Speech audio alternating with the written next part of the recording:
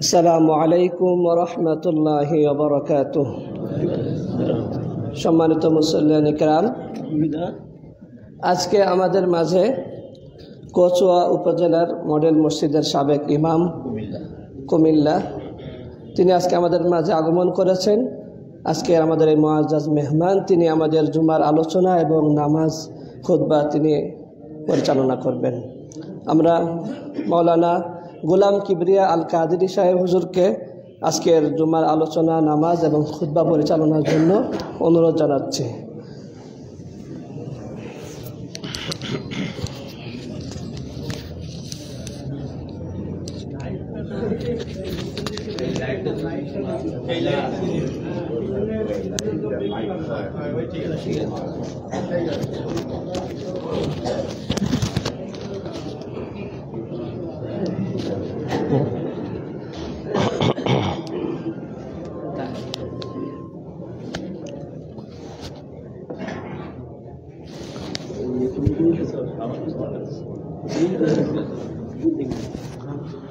السلام عليكم ورحمة الله وبركاته. الصلاة والسلام عليك يا رسول الله. সবাই পড়ে الصلاة والسلام عليك يا حبيب الله. الصلاة والسلام عليك يا شفيع المذنبين. الصلاة والسلام عليك يا رحمة للعالمين. الحمد لله رب العالمين والعاقبة للمتقين، والصلاة والسلام على من كان نبيا وآدم بين الماء والطين. فقد قال الله عز وجل في كلامه القديم وفي فرقان الحميد. بسم الله الرحمن الرحيم. إن زلزلة الساعة شيء عظيم. وقال النبي صلى الله عليه وسلم في الحديث الشريف: لا تقوم الساعة حتى تكسر الزنا وتكسر الزلازل إلى آخر الحديث. وقال تعالى في آخر آية في شان حبيبه ومحبوبه ومعشوقه: إن الله وملائكته يصلون على النبي يا أيها الذين آمنوا صلوا عليه وسلموا تسليما.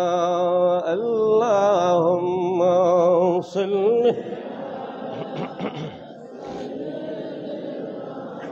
مولانا محمد وعلى آله سيدنا.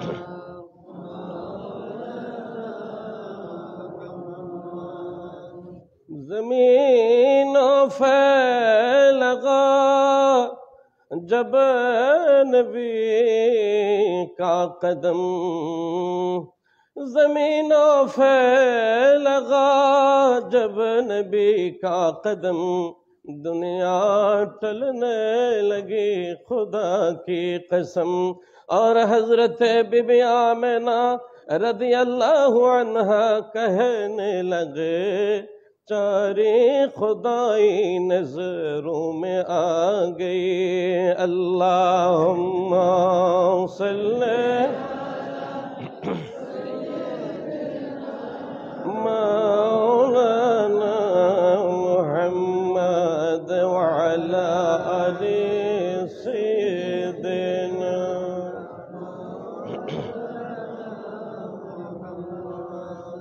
নবী পাক সাল্লাল্লাহু আলাইহি ওয়াসাল্লামের দরুদ শরীফের মধ্যে বরকত কম না বেশি?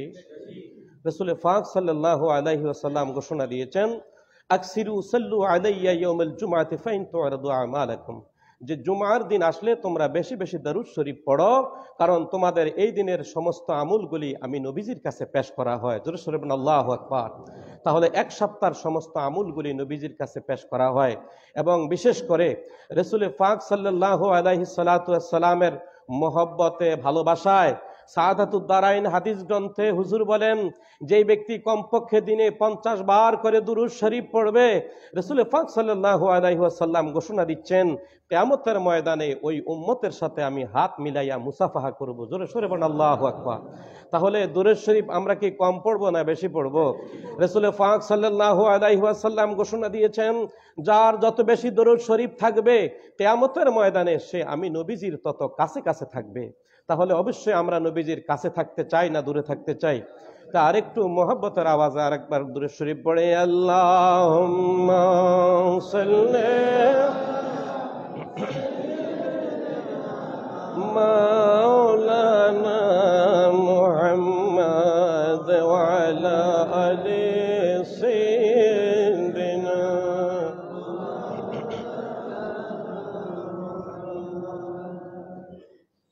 মুআজ্জাজ মুহতারাম, ওয়াজিবুল এহতারাম, সম্মানিত অত্র মসজিদের খতিব মহোদয়, উলামায়ে আযম, হাফিজুল হুফাজ, হাজিউল হারামাইনি শরীফাইন, বিশেষ করে আশিকিন জাকিরিন এবং আশেকে আউলিয়া, আশেক বিন্দু, বিশেষ করে আজকে জুমায় 26শে জামাদিউল আউয়ালের বরকতময় জুমায় যিনি সর্বপ্রথম আল্লাহর ঘরের মধ্যে পদার্পণ করেছেন, একটা উট কোরবানির সওয়াব তিনি পেয়ে গেছেন। সুবহানাল্লাহ বলেন।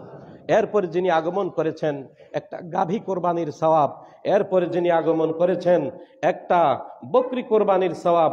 হুজুর বলেন, সুম্মা দাজাজাতান সুম্মা বাইদা, একটি মুরগি অথবা ডিম ক্ষুদ্রাতি ক্ষুদ্র বস্তু সদকা করলে যেই সওয়াব, সমপরিমাণ সওয়াব আল্লাহর স্পেশাল ফেরেশতারা দরজার মধ্যে দাঁড়িয়ে দাঁড়িয়ে নামগুলি লিখতেছেন। জোরে সোরে বলেন আল্লাহু আকবার।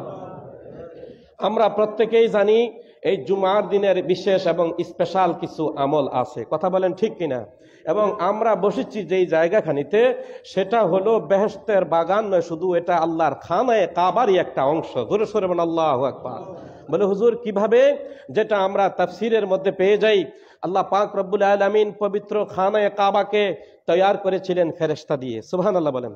সর্বপ্রথম ফেরেশতা 19 জন ফেরেশতা দিয়ে আল্লাহর খানায়ে কাবাকে তৈয়ার করেছিলেন, যাদের নাম হলো হামকাইল, বমকাইল, তোতাইল, দুজাহিল, এভাবে আরফাইল, সারখাইল, মুররুখ, শেখ, 19 জন ফেরেশতা। এই পৃথিবীর সর্বপ্রথম জিন জাতিদের যে কাবা ঘর ছিল, পৃথিবীর প্রথম ঘর, সে হলো আল্লাহর ঘর, খানায়ে কাবা। জোরে শুনুন আল্লাহু আকবার। এই খানায়ে কাবাকে কালের পরিক্রমায় এই পবিত্র খানায়ে কাবা শরীফের মেরামত হয়েছে। এই খানায়ে কাবাকে মেরামত করেছেন 10 বার, এর মধ্যে একবার মেরামত করেছেন হযরতে ইব্রাহিম খলিলুল্লাহ। জোরে শুনুন আল্লাহু আকবার। বন্ধুরা আমার, বাবারা আমার, আল্লাহর ঘর খানায়ে কাবাকে মেরামত করবেন, এই মসজিদ খানা তৈয়ার করেছেন যারা রাজমিস্ত্রি হয়েছেন, ওনারা নামাজি না বেনামাজি পৃথিবীর কোন ঘর তৈয়ার করার ব্যাপারে কেহ এটা লক্ষ্য করে না। কিন্তু আমার আল্লাহ ঘোষণা দিচ্ছেন, আমার খানায়ে কাবাকে যারা তৈয়ার করলো ফেরেশতা দিয়ে, এরপরে আল্লাহর খানায়ে কাবাকে মেরামত করবেন ইব্রাহিম খলিলুল্লাহ, যিনি আল্লাহর খানায়ে কাবাকে মেরামত করবেন। আল্লাহ বলেন সাধারণ কোনো মানুষ দিয়ে নয়, নবী দিয়ে, এবং যুগালদার হবে, সাহায্যকারী হবে, তিনি হলেন নবী হযরতে ইসমাঈল যবিহুল্লাহ। জোরে সরে বলেন আল্লাহু আকবার। আল্লাহ পাক রব্বুল আলামিন বেহেশত থেকে এই সুরকি পাঠালেন, বেহেশতি জিনিস দিয়ে তিনি যখন কাবা শব্দের অর্থ হলো উঁচু, উপরের কাজগুলি তিনি করবেন, নিচের কাজ সমাধা করলেন। উপরের কাজ করার জন্য তো এখনকার দিনের মতো তেমন কোনো ব্যবস্থা ছিল না। হযরত ইব্রাহিম আলাইহিস সালাতু ওয়াস সালাম আল্লাহর দরবারে ফরিয়াদ করলেন, আয় বারে ইলাহি, আমি উপরের কাজ কিভাবে করব? আল্লাহ পাক রব্বুল আলামিন বেহেশত থেকে একখানা পাথর এনে দিলেন হযরত ইব্রাহিম খলিলুল্লাহর পা মুবারকের নিচে। জোরে বলুন আল্লাহু আকবার। যেই পাথরখানা আমি নিজে সচক্ষে দেখেছি, আপনারাও দেখেছেন, প্রায় 4 ইঞ্চি গর্তের মতো পাথরখানা নরম হয়ে যেত। আমার বাবারা হযরত ইব্রাহিম খলিলুল্লাহ পাথরকে ইশারা করতে দেরি, মুহূর্তের মধ্যে পাথরখানা লিফটের মতো উপরের মধ্যে উঠে যেত। আবার হুকুম করলে নিচে নেমে যেত। হাতের মধ্যে চুন সুরকি দিতেন ইসমাইলু জবিহুল্লাহ, সুবহানাল্লাহ বলেন। এখন আপনাদের এই মসজিদখানা করার পরে যেই কোনো জিনিস উদ্বৃত্ত হতে পারে কিনা, অতিরিক্ত থাকতে পারে। হযরত ইব্রাহিম খলিলুল্লাহ আলাইহিস সালাম তিনি দেখলেন কিছু ইট পাথর সুরকি উদ্বৃত্ত, বললেন, বারে ইলাহি। তাফসীরে মাদারিকে হাকের মধ্যে এবং তাফসীর রুহুল বায়ানের মধ্যে আল্লামা আলুসী রাহমাতুল্লাহ আলাইহি লিখতেছেন, এই পাথরগুলি মাওলায়ে কারীম আমি কি করব? আল্লাহ বলেন, হে জিবরাইল যাও। জিবরাইল আলাইহিস সালাতু ওয়াস সালামের সহিহ মতান্তরে সহ 200 মতান্তরে 600 নূরের পাখা আছে। বললেন, ইব্রাহিম খলিলুল্লাহ, আপনি কিছু পাথরের মধ্যে আল্লাহর নাম লেখেন, আর কিছু পাথরের মধ্যে ইসমাইল জবিহুল্লাহ, আপনি আমার বন্ধুর নামখানি লিখে দেন। জোরে সরে বলেন আল্লাহু আকবার। হযরত ইব্রাহিম খলিলুল্লাহ আলাইহিস সালাম আল্লাহর পাকের ইসমে জাতের নামটি লিখলেন, আর আমার নবীজির নাম মুবারক লিখলেন হযরত ইসমাইল জবিহুল্লাহ, সুবহানাল্লাহ বলেন। লিখার পরে 100 পাখা এইদিকে, 100 পাখা ওইদিকে, এই পাখাগুলির মধ্যে আল্লাহর নাম আর আমার নবীজির নাম মুবারক নিয়ে জিবরাইল আলাইহিস সালাতু ওয়াস সালাম 2টা পাখাকে একসাথ করলে 3500 রাস্তার মাথায় যেতে পারেন। হযরতে জিবরাইল আলাইহিস সালাম পরিভ্রমণ শুরু করে দিলেন। যেখানে আল্লাহর নামের একটা পাথর পড়েছে, কিয়ামতের আগে হয়তো একটা মসজিদ হইয়া গেছে, নয়তো কিয়ামতের আগে সেখানে মসজিদ হইয়া যাবে। সুবহানাল্লাহ। আর যেখানে আমার নবীর নাম মুবারকের পাথর পড়েছে, সেখানেও নবীর মাদ্রাসা হয়ে গেছে। সুবহানাল্লাহ বলেন। আমার বাবারা ভাইয়েরা, আমরা তো তাহলে একটা খানায়ে কাবার পাথর এখানে পড়েছে, আল্লাহর খানায়ে কাবার একটা অংশের মধ্যে আমরা আছি, কথা বলেন ঠিক কিনা? তাহলে আমার বাবারা ভাইয়েরা, আজকে এই শেষ জামানার মধ্যে আমি কিছু আলামতে কিয়ামতের দিক নির্দেশনা তুলে ধরার জন্য, কারণ মানুষগুলি দুনিয়াতে গুনাহ করে কিন্তু তাওবা করে না, তাওবা না করার কারণে বরবাদ হয়ে বেঈমান হয়ে মারা যায়, কথা বলেন ঠিক কিনা? এই জন্য আমার বাবারা ভাইয়েরা, আমি ছোট্ট একটা ঘটনা বলবো, ঘটনা নয়, সেটা হলো হাদিস থেকে ঘটনা। বুখারী শরীফ, যে ইমাম বুখারী রাহমাতুল্লাহ আলাইহি একটা হাদিস সংগ্রহ করার জন্য প্রস্রাব পর্যন্ত রক্ত করেছেন, ওনার ইন্তেকাল শরীফের পরে কবরের মাটিগুলি, মাজারের মাটিগুলি, রওজার মাটিগুলি সব সাবান আতরের মতো মেশক আম্বর হয়ে গিয়েছিল। সুবহানাল্লাহ বলেন। সেই ইমাম বুখারী রাহমাতুল্লাহ আলাইহির হাদিস, ওনার গ্রন্থের হাদিস, কানা বনি ইসরাইল কাতালা 99 ইনসানান। বনি ইসরাইলের মধ্যে এমন একজন লোক ছিল যিনি 99 জন মানুষকে হত্যা করেছে। কতজন? 99 জন মানুষকে হত্যা করার পরে মনের মধ্যে একটা ভীতি চলে আসলো, ভয় চলে আসলো। ভয় আসার পরে মনে মনে তওবার খেয়ালে, মনে করেন আপনাদের ইমাম সাহেবের কাছে এসে বলে, ইমাম সাহেব, হুজুর আলাহু তাওবাতুন, হুজুর আমি যদি তাওবা করি তাহলে ক্ষমা পাবো কিনা? সুবহানাল্লাহ বলেন। আল্লাহ কোরআন শরীফে বলেছেন, ওয়াইন তাস্তাগফির লাহুম ৭০ মাররাতান, আমি ৭০ বার পর্যন্ত তওবার অবকাশ দিয়েছি, এর পরেও বান্দা যদি আমার দিকে চায় তাহলে আমি আল্লাহর রহমত তো খোলা আছে। সুবহানাল্লাহ বলেন। আল্লাহ পাকের কেমন রহমত, ওই দিকে আমি আলোচনা করব একটু পরে। এখন হুজুর বলতেছেন, কালা লা, বুখারী শরীফের আয়াত, হুজুর বলেন না, 99 জন মানুষকে তুমি হত্যা করেছো, কতল করেছো, তুমি যদি এখন আমার কাছে তওবা করো, তওবা কবুল হবে না। এই কথা বলার পরে ওই হুজুরকেও কতল করে দিলেন। এখন হয়ে গেল 100 জন। কতজন? 100 জনকে কতল করার পরে এবার মনের মধ্যে খেয়াল আসলো, একটা পাদ্রীর বাড়ি আছে একটু দূরে, ওই পাদ্রীর বাড়ির দিকে রওনা হলেন তওবার নিয়তে। যখন তিনি অর্ধেক পথ পর্যন্ত গেলেন, ফাআদরাকাহুল মাউত, তাকে মৃত্যুয়ে পেয়ে বসলো, দুনিয়া থেকে বিদায় নিয়ে নিলেন। জোরে সোরে আল্লাহু আকবার।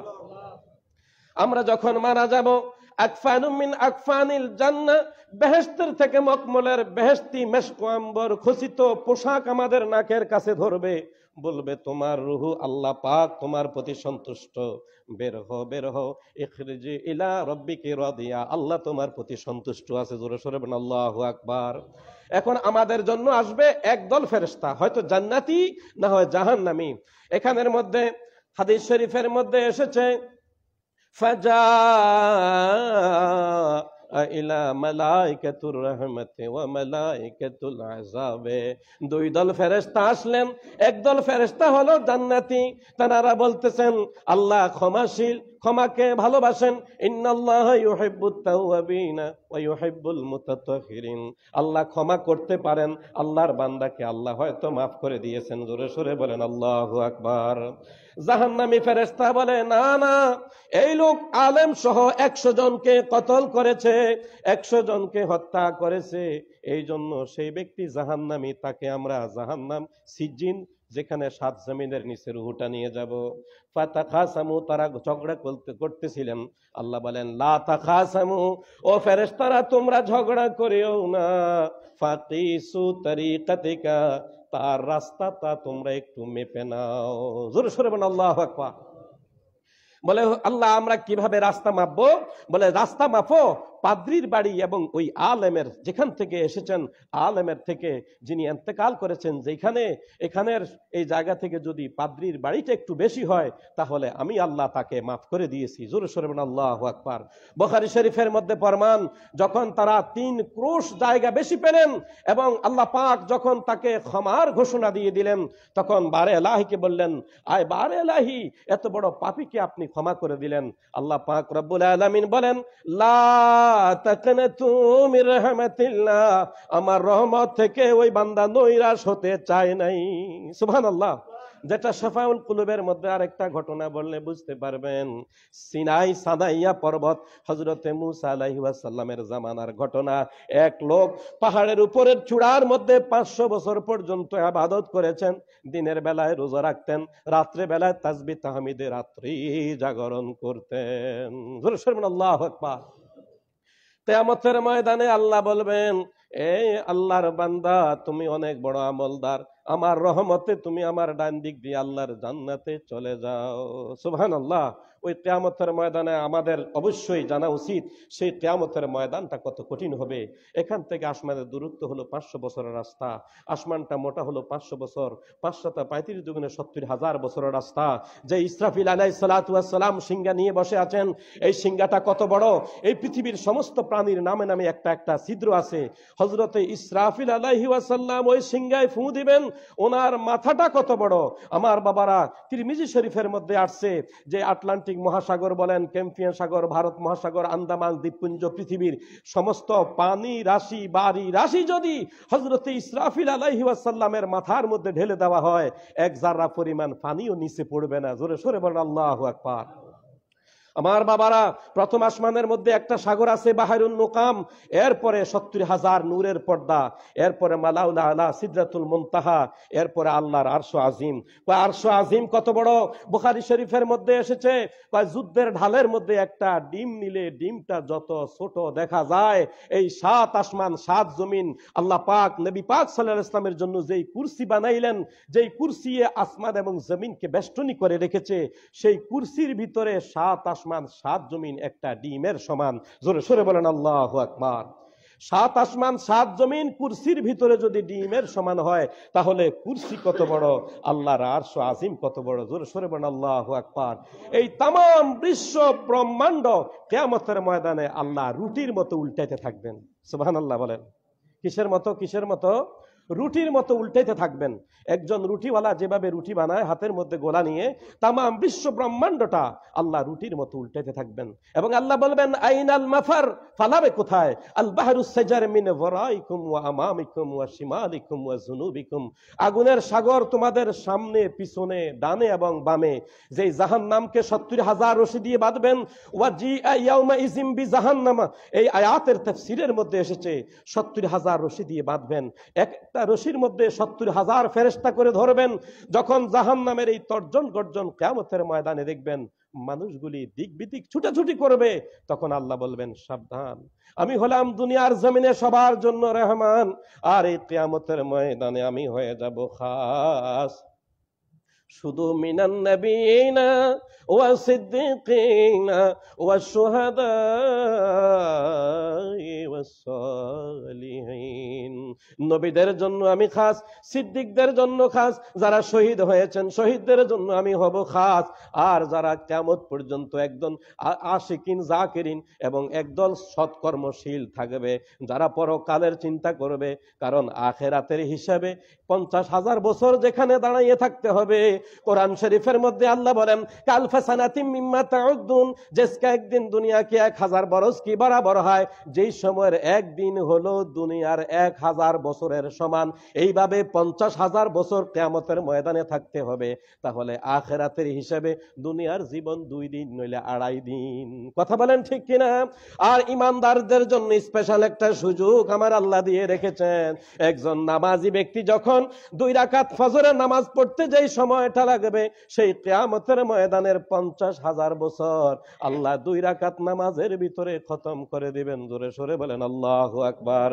এই জন্য আমার বাবারা ভাইয়েরা, আমি আপনাদের কাছে বলতে চাই, কিয়ামতের ময়দানে ওই লোক বলবেন বারা ইলাহি, আমি কেন তোমার রহমতে যাব জান্নাতে, আমি আমার আমল দিয়ে যেতে চাই, কারণ আমি 500 বছর পর্যন্ত আমি ইবাদত করেছি।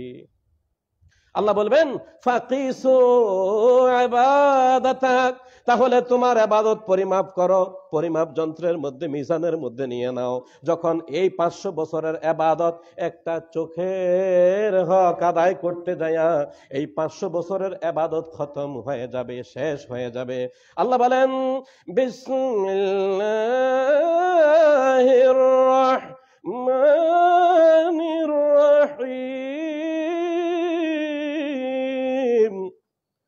ألم نجعل له عينين ولسانا وشفتين। জোরে সোরে বলেন আল্লাহু আকবার।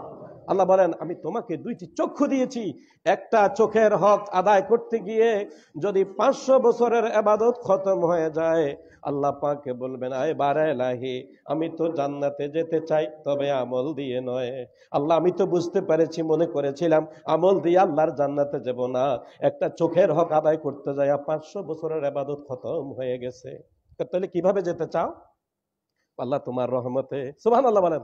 আল্লাহ বলেন লা তাকনাতু মির রাহমাতিল্লাহ, বান্দা আমার রহমত থেকে নৈরাশ হইও না। তাহলে লাগবে আল্লাহর রহমত, আর লাগবে আমার মদিনার নবীজির শাফায়াত। সুবহানাল্লাহ বলেন। নবীজির শাফায়াতের দরকার আছে কিনা? আরেকটু জোরে বলেন আছে কিনা?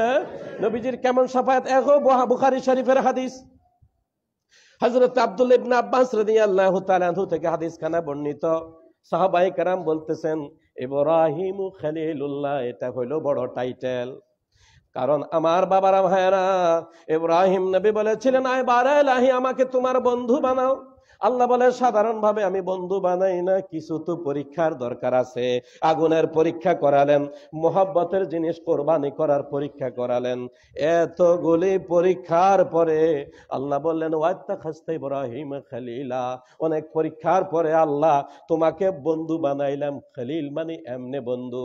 আর ইয়া রাসূলুল্লাহ ইয়া হাবিবাল্লাহ, আপনি কেমন বন্ধু? ইয়া রাসূলুল্লাহ ইয়া হাবিবাল্লাহ, যখন সৃষ্টি করলাম, সৃষ্টি হলো, সৃষ্টি হওয়ার পরে আলমে তাজারুদের মধ্যে নবীজি 10 লক্ষ বছর পর্যন্ত দাঁড়াইয়া দাঁড়াইয়া আল্লাহ পাকের ইবাদতের মধ্যে মগ্ন ছিলেন। আল্লাহ বলেন হুজুর, আরবি আলিফ এর মতো আপনি দাঁড়াইয়া রইলেন, হুজুর আপনি হলেন আলিফ। জোরে সোরে বলেন আল্লাহু আকবার। এরপরে নবীজি রুকু করলেন, আরবি হা অক্ষরটা যেন রুকু অবস্থায় আছে। আল্লাহ বলেন হুজুর আপনি হলেন হা। এরপরে আমার নবীজি সেজদার মধ্যে পড়ে রইলেন, আরবি মিম অক্ষরটা যেন সেজদার মতো পড়ে আছে। আল্লাহ বললেন, হুজুর আপনি হলেন মিম। জোরে সোরে বলেন আল্লাহু আকবার। এরপরে আমাদের নামাজের অবস্থা চারটা, দালের মতো যখন হুজুর বসলেন, আল্লাহ বলেন, হুজুর আপনি আলিফের মতো দাঁড়াইয়া ইবাদত করেছেন, আপনি সেজদা করেছেন হায়ের মতো, রুকু করেছেন, সেজদা করেছেন মিমের মতো, আর বসেছেন দালের মতো। হুজুর আরশ আজিমেই আপনার নাম মুবারক আমি রেখে দিলাম, আলিফ হা মিম দাল আহমাদু, আমি আল্লাহ প্রশংসা করি। সুবহানাল্লাহ। বন্ধুরা আমার, যখন মেরাজের রাত্রিতে 50 ওয়াক্ত নামাজ দিলেন, যাই হোক সময় সংক্ষিপ্ত, কমাইতে কমাইতে 5 ওয়াক্ত আনলেন। আল্লাহকে বললেন, বারে এলাহি নামাজের সিস্টেমটা হবে কি রকম?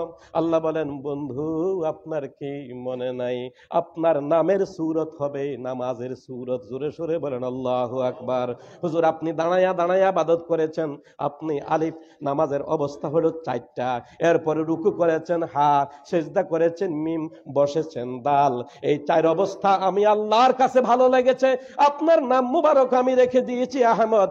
আপনার নামের সূরতে নামাজ পড়লে আমি আল্লাহ খুশি হয়ে যাব। সুবহানাল্লাহ। বাড়িতে যাই বলেন, আর একটু জোরে বলেন না সুবহানাল্লাহ। বন্ধুরা আমার, বাবারা আমার, তাহলে আমাদের বুঝতে হবে আমার নবীজি কেমন। আল্লাহ বলেন, ইয়া রাসূলুল্লাহ, ইব্রাহিম নবী আমার কাছে চাইছে বন্ধু হওয়ার জন্য, অনেক পরীক্ষার পরে আমি তানাকে বন্ধু বানাইছি। আপনি নবীকে আমি আল্লাহ ঘোষণা দিলাম হাবিবুল্লাহ। তিনি কেমন হাবিবুল্লাহ? 4টা জিনিস আল্লাহ নবীজিকে বানানোর পরে বানাইলেন, আরশ, কুরসি, লৌহ, কলম। কলমকে যে ওয়াক্তে হুকম হুয়া লেখো, লা ইলাহা ইল্লাল্লাহ। কলমকে হুকুম দিলেন, লেখো লা ইলাহা ইল্লাল্লাহ। 400 বরস তক উসকা কলমা লেখা। কলম 400 বছর লাগাইয়া লিখছে লা ইলাহা ইল্লাল্লাহ, হক লা ইলাহা ইল্লাল্লাহ, ও লা ইলাহা ইল্লাল্লাহ। পড়িয়ে লা ইলাহা।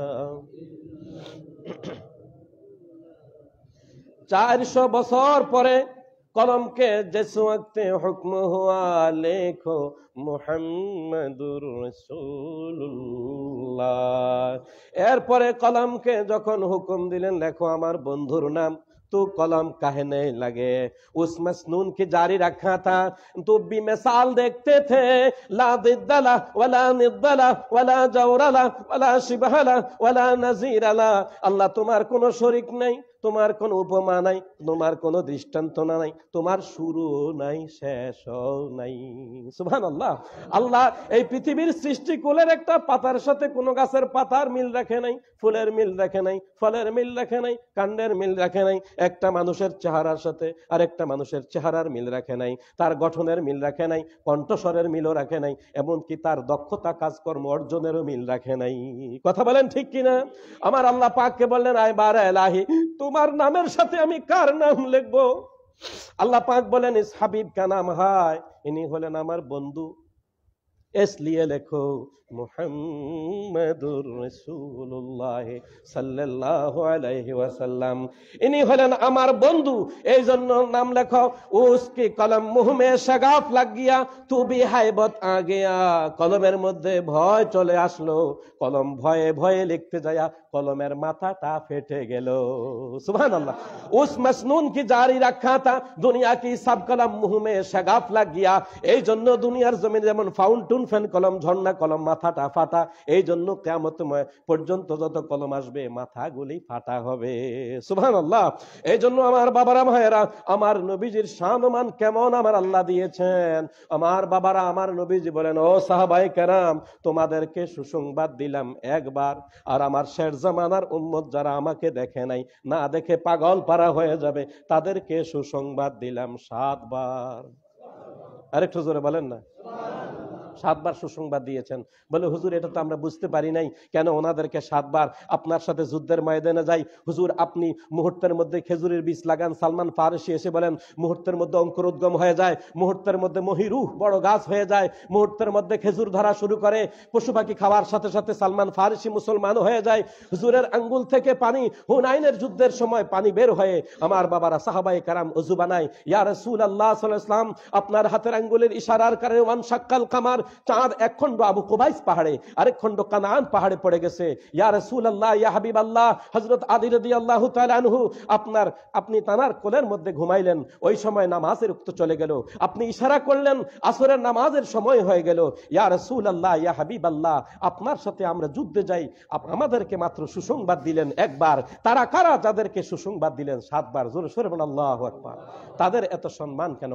আমার দয়াল নবীজির কথাটা আমার বাবারা, যে বাহলুল পাগলা এটার ঘটনার মধ্যে পাওয়া যায়। যে বাহলুল পাগলা আমার বাদশাহ হারুন রশিদ স্ত্রী জুবাইদাকে নিয়ে যখন বিকাল বেলা ঘুরতে গেলেন, দেখলেন পাগল আশেক মানুষ মাটি দিয়া বেহেশতের জান্নাত বিক্রি করতেছে, মাটির ঘর বানায়া রাখছে। জোরে সোরে বলেন আল্লাহু আকবার। বাদশাহ হারুন রশিদ বললেন এগুলা কিসের ঘর?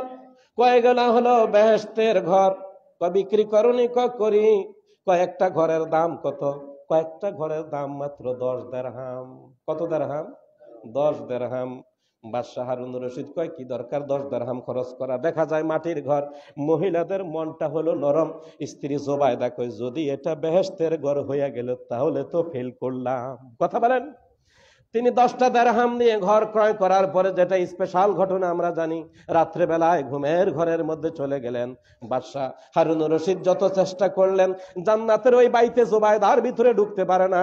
বাইতে জুবাইদা দেখতেছেন জান্নাতের ওই ঘরের ভিতরে তিনি অবস্থান করছেন। আমার বাবারা ভাইয়েরা ঘুম থেকে ভেঙে গেলেন, জাগ্রত হয়ে বললেন স্ত্রী, কয় আমি তো দেখেছি তোমার ঘরে ঢুকতে পারি না। কয় আমিও তো দেখেছি, বাইতে জুবাইদার ভিতরে ওই টিকিট কেনার কারণে আল্লাহর জান্নাতে চলে গেছি। সুবহানাল্লাহ। দৌড়াদৌড়ি চলে গেলেন বাদশাহ হারুন রশিদ। ওই বাহলুল পাগলা যেমনি আছে, নাই সকাল নাই দুপুর নাই দ্বিপ্রহর। বাদশাহ বললেন ঘর কি বিক্রি করবে? কয় কিসের ঘর? কই যে গতকালকে আমার স্ত্রীর কাছে বিক্রি করলে বেহেশতের ঘর কি আছে? কয় আছে তো, আমি তো বসেই আছি বিক্রি করার জন্য। জোরে সোরে বলেন আল্লাহু আকবার। কয় তাহলে বলো এটার দাম কত? কয় দাম হইল 10,000 দিরহাম। কত দিরহাম? 10,000 দিরহাম। এ পাগলা বহলো গতকালকে বিক্রি করলে 10 দিরহাম, আজকে 10,000 হলো কিভাবে? কয় শোনো আমার নবীজি না বলছে না দেখার সম্মান ইজ্জত বেশি। কথা বলেন ঠিক কিনা? আমরা তো নবীজিকে দেখে নাই, নবীজি আমাদেরকে সুসংবাদ দিয়েছেন 7 বার। তোমার স্ত্রী জুবাইদা গতকালকে না দেখে ঈমান করে ঘর কিনে আল্লাহর জান্নাতে চলে গেছে। এখন তো দুজনে স্বপ্নে দেখেছো এটা কিনলে জান্নাত পাওয়া যায়। আজকে যখন দেখে শুনে এসেছ, তাহলে নবীজির সাহাবায়ে কেরামকে সুসংবাদ দিয়েছেন একবার, এই জন্য আমি তোমার জন্য না দেখার কারণে 10 দিরহাম বলেছিলাম। আজকে যখন দেখে এসেছ এটার দাম হয়ে গেল 10,000 দিরহাম। জোরে সোরে বলেন আল্লাহু আকবার। তাহলে আমার বাবারা ভাইয়েরা, আমার নবীজি আমাদের জন্য স্পেশাল কি? নবীজি বলেন ওয়া আনা সাইয়্যিদুল আউয়ালিন ওয়াল আখিরিন, আমি হলাম জমানার শুরু থেকে শেষ পর্যন্ত সবার সাইয়্যিদ এবং নেতা। জোরে সোরে বলেন আল্লাহু আকবার। কেমন নেতা? হযরত ইব্রাহিম আলাইহিস সালাতু ওয়াস সালাম সম্পর্কে বলতেছেন ইব্রাহিম ও খলিলুল্লাহ বড় টাইটেল। হযরত মূসা আলাইহিস সালাম, আরেকজন বলতেছেন মূসা কালিমুল্লাহ, আল্লাহর সাথে কথা বলেছেন, এটা বড় টাইটেল। আরেকজন বলতেছেন যে ঈসা রুহুল্লাহ, এটা বড় টাইটেল। কিন্তু আমার বাবারা ভাইয়েরা সময় সংক্ষিপ্ত, আমি হাদিস শরীফটা শেষ করে দিচ্ছি 1 সেকেন্ডের ভিতরে। আমার বাবারা, রাসূল পাক সাল্লাল্লাহু আলাইহি ওয়াসাল্লাম বলতেছেন আমি শুরু থেকে শেষ পর্যন্ত সবার শ্রেষ্ঠ, এবং আমি যতক্ষণ পর্যন্ত জান্নাতের দরজা আঘাত না করব ততক্ষণ পর্যন্ত কোনো উম্মত যেতে পারবে না। আমি এটার মধ্যে কোনো নবী ফখর করি না। সেই গরিব উম্মত নিয়ে আল্লাহর জান্নাতে আমরা যেতে চাই। কথা বলেন ঠিক কিনা? নবী পাক সাল্লাল্লাহু আলাইহি ওয়াসাল্লামের শাফায়াত, রহমত এবং বিশেষ করে নবীজির রিয়াজত সোহবত নসিব করুক। আমি ওমা তৌফিক ইল্লা বিল্লাহ। আসসালামু আলাইকুম ওয়া রাহমাতুল্লাহ। যারা পরে আসছেন ছোট সূরা দিয়ে সালাত কাবলা জুমা পড়েন।